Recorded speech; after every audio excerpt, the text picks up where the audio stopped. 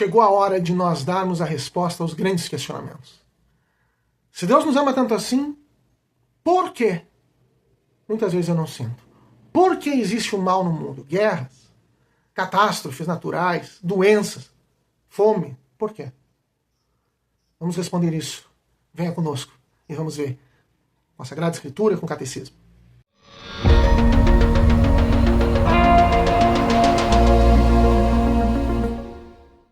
Olá, paz de Jesus, que bênção estarmos novamente juntos. Deus abençoe a todos. Meu nome é Manuel Guimarães, da comunidade Paz e Mel, e nós estamos juntos novamente aqui para meditarmos os tesouros da igreja, para nós usufruirmos desses tesouros da igreja, nessa série, O Querigma, as verdades fundamentais da fé.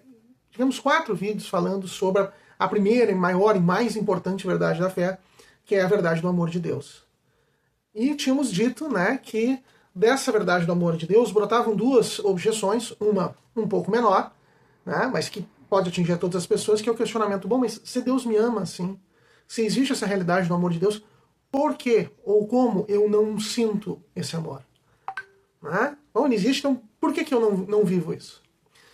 E um questionamento maior ainda, mais universal, menos pessoal e mais universal: por que existe o mal? Por que existe o mal no mundo? E este questionamento, essa objeção, é uma das grandes objeções de ateístas no mundo todo, durante toda a história da humanidade. Bom, se Deus ama, por que existe o mal? Se Deus ama, por que acontecem desgraças? Então nós precisamos dessa resposta. E essa resposta nós vamos começar a responder isso hoje, mas não será possível concluir, nós vamos continuando nos próximos vídeos. A resposta passa pela seguinte realidade: Deus não quer nenhum desses males. No entanto, Deus deu ao homem, ao ser humano, nesses dons de amor, o dom do livre-arbítrio.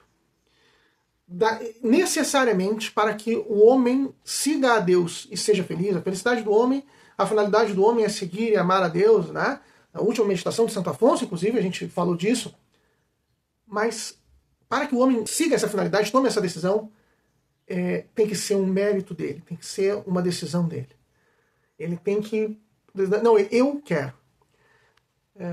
Existe um pensamento pelo qual, quando Deus cria todas as coisas, as coisas inanimadas, e mesmo as coisas, os animais e vegetais, todas elas, de certa forma, sempre obedecem a Deus. Mas obedecem a Deus sem intervenção da sua própria vontade, sem intervenção de um livre-arbítrio. A água, São Francisco de Assis dizia que, fala da humildade da água, porque a água ela vai sempre para baixo.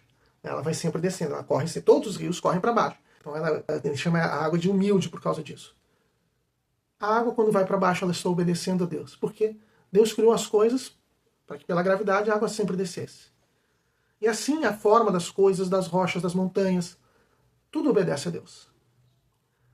As plantas, os animais, Deus deu um instinto para eles que eles não são capazes de contrariar. Agora, nós, seres humanos, temos uma alma imortal. E com essa alma imortal, nós podemos rejeitar a Deus. Rejeitar a Deus não é um grande dom, mas que o seguir a vontade de Deus seja uma opção nossa, isso é um grande dom. E esse é o livre-arbítrio. É que nós podemos seguir a vontade de Deus, mesmo contra os nossos instintos, mesmo contra, às vezes, o nosso bem material imediato, mesmo contra uma natureza decaída nossa, viciada nossa. Então nós temos o livre-arbítrio. Agora, tendo o livre-arbítrio, o homem pode optar contra Deus. A vontade de Deus é sempre o bem do homem. O não seguir a vontade de Deus é sempre o mal do homem. Mas esse mal do homem que é não seguir a vontade de Deus, ele é em si mesmo mal e tem consequências más. Todo o mal do mundo advém daí. Todo o mal do mundo. Então, o início da resposta à objeção diz assim: o mal acontece quando o homem rejeita a vontade de Deus. A vontade de Deus é sempre o bem. Quando o homem escolhe o contrário ou o diverso da vontade de Deus, ele escolhe o mal. E o mal é mal em si mesmo e tem consequências más. Então, daí vão começar os males do mundo. Esta vontade contrária à vontade de Deus, esse desejo e esse ato de fazer aquilo que é o que Deus não quer que nós façamos, a isso nós chamamos de pecado. Isso é o pecado. Então, nós começamos a essa resposta, a essa grande objeção, dizendo, tanto a pessoal, por que eu não sinto, quanto a universal, por que existe o mal no mundo, por causa do pecado. A Sagrada Escritura e a doutrina da Igreja nos começam falando da universalidade do pecado. Como o pecado está espalhado, nós vemos o testemunho do pecado sempre à nossa volta, sempre no mundo. Romanos 3, 23 diz, todos pecaram e todos estão privados da glória de Deus. Essa universalidade. Todo ser humano pecou, nós vemos isso. Nossa Senhora não, mas está falando na generalidade, né? Jesus também não. E o Catecismo também diz isso. O Catecismo, no número 386, diz, o pecado está presente na história do homem. Seria inútil tentar ignorá-lo ou dar a essa realidade obscura outros nomes.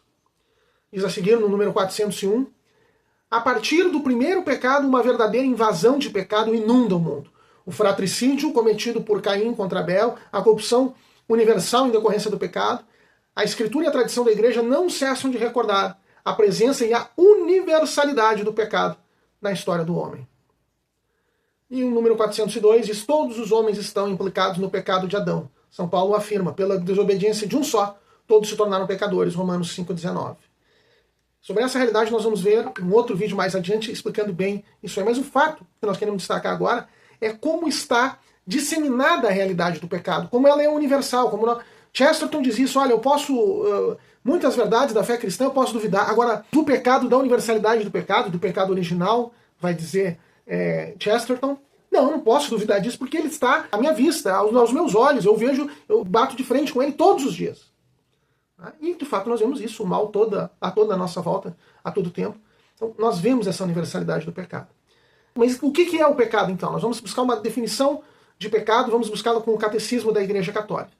Diz o número 1849 do Catecismo, diz, o pecado é uma falta contra a razão, a verdade, a consciência reta. É uma falta de amor verdadeiro para com Deus e para com o próximo, por causa de um apego perverso a certos bens. Fere a natureza do homem, ofende a solidariedade humana. Foi definido como uma palavra, um ato, um desejo contrários à lei eterna. Vamos por parte, que esse número do Catecismo definindo o pecado é muito rico. Bom, é uma falta contra a razão. O pecado é sempre irracional. Por quê? Porque a razão, ela busca o bem. E o pecado é o mal. Então, quando nós decidimos pelo pecado, nós decidimos contra a razão. Ainda que aparentemente não. Ainda que aparentemente haja mais gozo, haja mais bem no pecado, é só um engano nosso. Uma falta contra a verdade é sempre uma falsidade. Porque a verdade é que nós buscamos o bem, nós queremos o bem. Então, quando nós optamos pelo pecado, nós fazemos o mal, nós não estamos de acordo com a verdade, porque a verdade nós queremos o nosso bem. Contra a consciência reta. Na nossa consciência, Deus a formou para que nós tenhamos uma noção de bem, de mal, de certo e de errado. Então, quando nós optamos pelo pecado, nós estamos indo contra a consciência reta. É uma falta ao amor verdadeiro para com Deus e para com o próximo. Deus nos ama e nos chamou a amá-lo. Todo pecado é uma negativa desse amor a Deus. É uma negativa. Eu não quero. Vai seguir dizendo, por causa de um apego perverso a certos bens. Deus criou todos os bens para nós o amarmos. Nós podemos usar os bens para viver, para a finalidade que Deus nos dá esses bens. Nos dá a comida para nós nos alimentarmos. Agora nós podemos pegar essa mesma comida e buscar só prazer com ele, só a gula.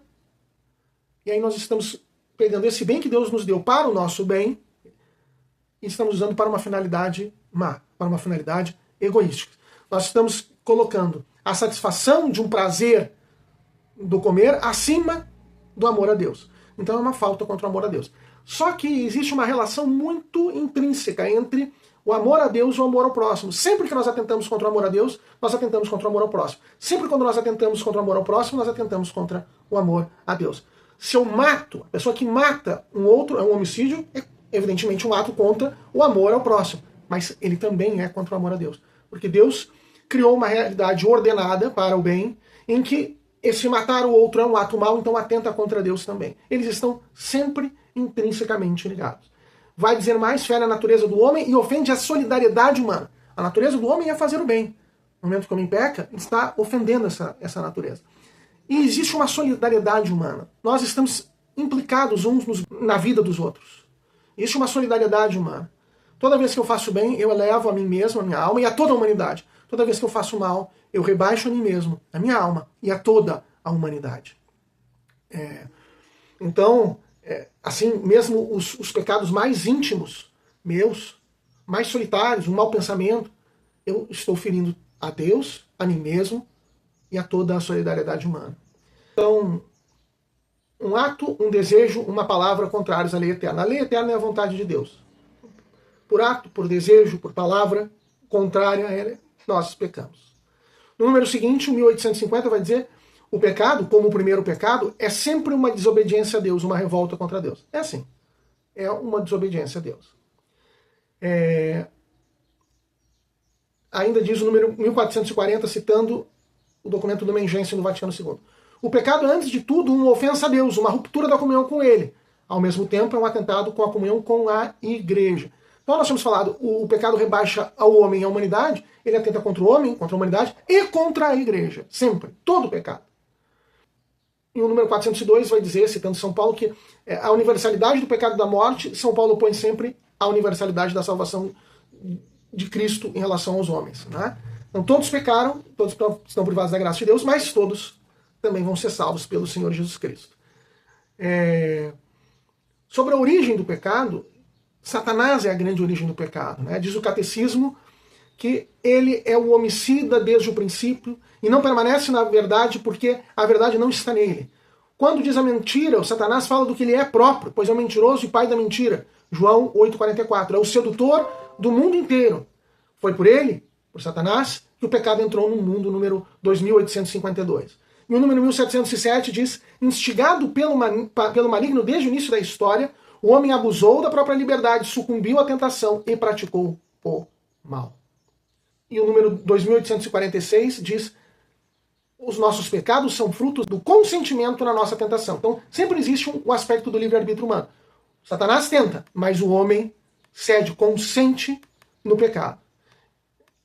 Então, a raiz de todo pecado, diz o catecismo, número 1853, está no coração do homem, na sua livre vontade. Bom, vemos vários elementos sobre o que é o pecado.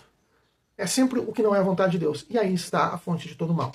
Mas, se nós olharmos para o mundo, existem muitas coisas que não nos parecem diretamente ligadas ao pecado, ou pelo menos a algum pecado específico, e que são males.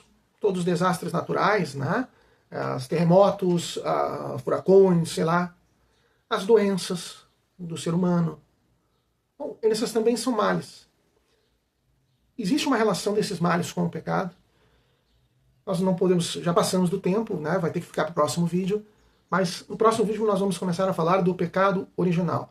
Essa verdade fundamental que muda toda a realidade deste mundo. Este mundo é todo modificado pela realidade do pecado original e vai fazer com que ele seja a origem de todos esses males outros.